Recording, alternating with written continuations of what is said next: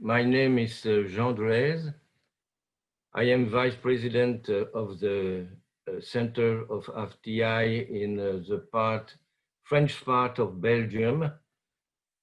So, je vais m'exprimer en français. Tout d'abord que je vous dise, puisque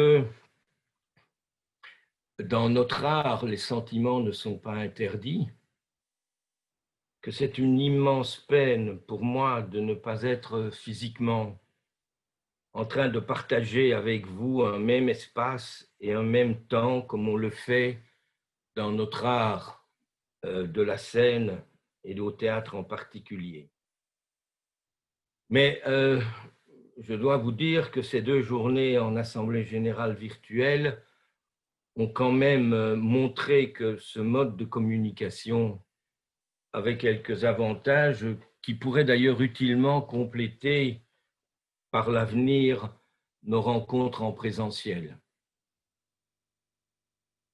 Parler du centre belge en quelques mots, je crois que c'est d'abord dire que quelques hommes de théâtre belges faisaient partie de cette première assemblée constitutive de l'Institut international du théâtre en 1948.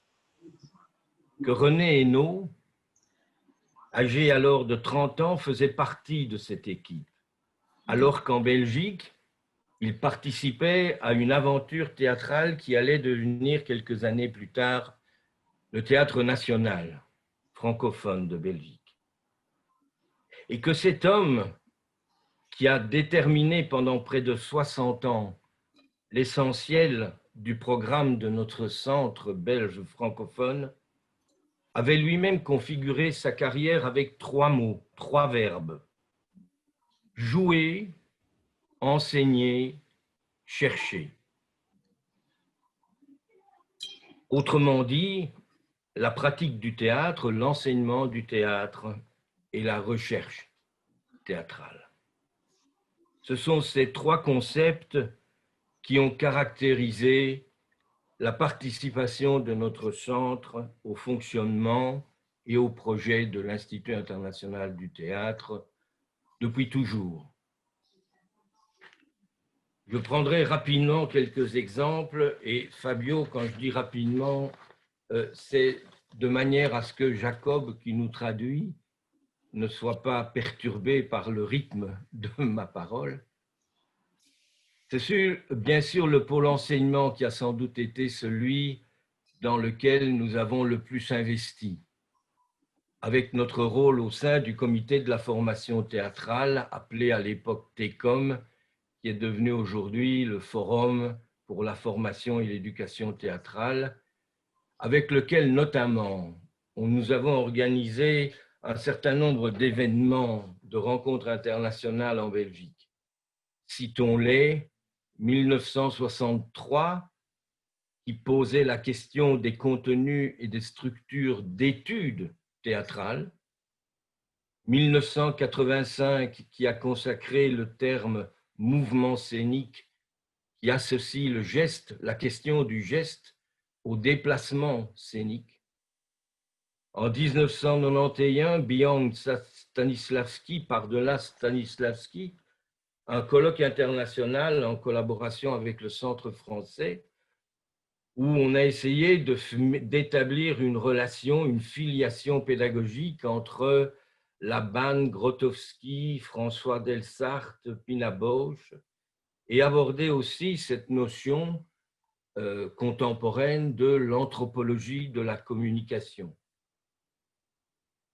Dans nos créations, si je puis dire, nous rappellerons que nous sommes à l'initiative du BLIT, le Bureau de liaison internationale des écoles de théâtre, qui a permis des échanges et des informations sur les écoles de théâtre et qui a notamment trouvé sa concrétisation dans la première chaîne UNESCO ITI, notamment qui a mis en place de manière, je vais dire, récurrente, des rencontres comportant des prestations d'étudiants appelées ateliers internationaux, qui, à mon sens, sont des exemples les plus aboutis que je connaisse de rencontres dialectiques sur les pédagogies.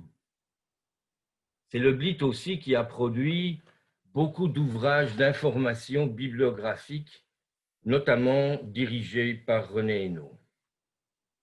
Nous avons notamment participé également, ce que je dis là, ce sont des points remarquables, entre guillemets, de notre travail, aux premiers États généraux du théâtre en 1980 à Paris, où nous avons été les militants d'un axe, nous semblait-il, important de la valeur, du sens du travail théâtral, qui était le rôle social du théâtre. Et depuis maintenant 40 ans, c'est vrai que nous essayons de contaminer toutes les structures de l'Institut international du théâtre à ce paradigme qui envisage, et je vais le dire en anglais parce que ce sont mes amis anglais qui ont le mieux, je pense, parlé le paradigme, c'est to make theater for, with and by people.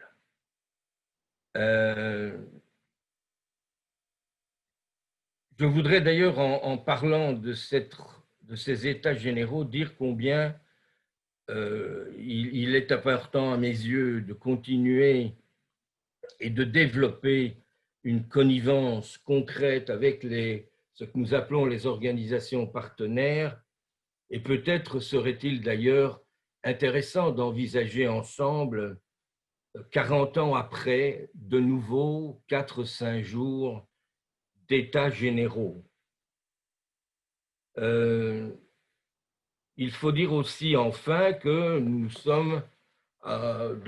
avons établi une collaboration assez concrète avec le secrétariat général de l'Institut international du théâtre sur les archives de l'Institut et nous aidons à la rédaction d'une histoire de l'Institut international du théâtre.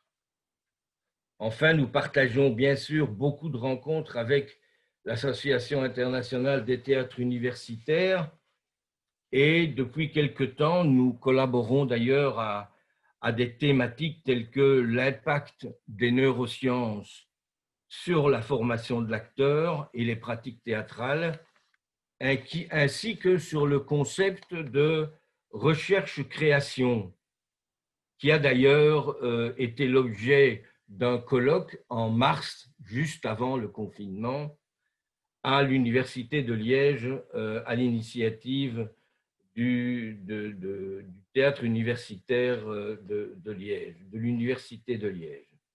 Enfin, pour terminer, quant à nos collaborations, je dirais que notre présidente Valérie Cordy a été une protagoniste déterminante dans la création du comité des artistes émergents, qu'on appelle aujourd'hui NIP, et du New Project Group, qui malheureusement n'a pas survécu aux difficultés organisationnelles de telles rencontres, de tels comités, mais qui a créé des relations bilatérales et multilatérales solides entre praticiens.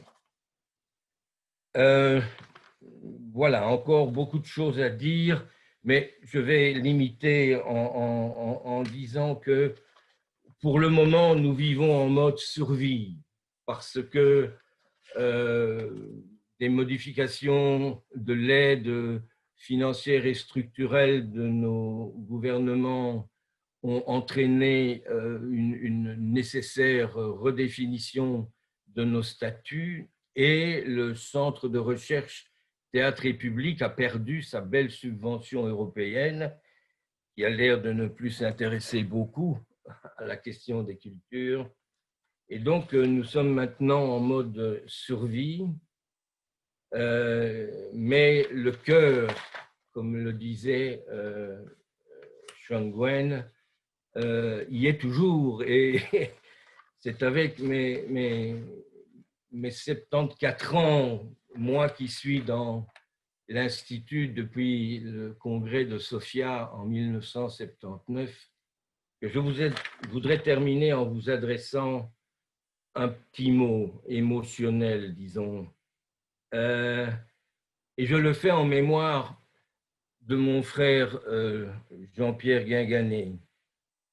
Je dirais que, comme beaucoup l'ont dit le premier jour, je pense que nous avons un devoir de passeur, comme on dit en français, ou de lanceur de vérité.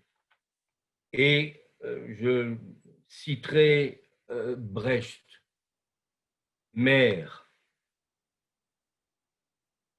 Il s'agit de ton enfant à toi. Défends-toi. Ne permets pas cela.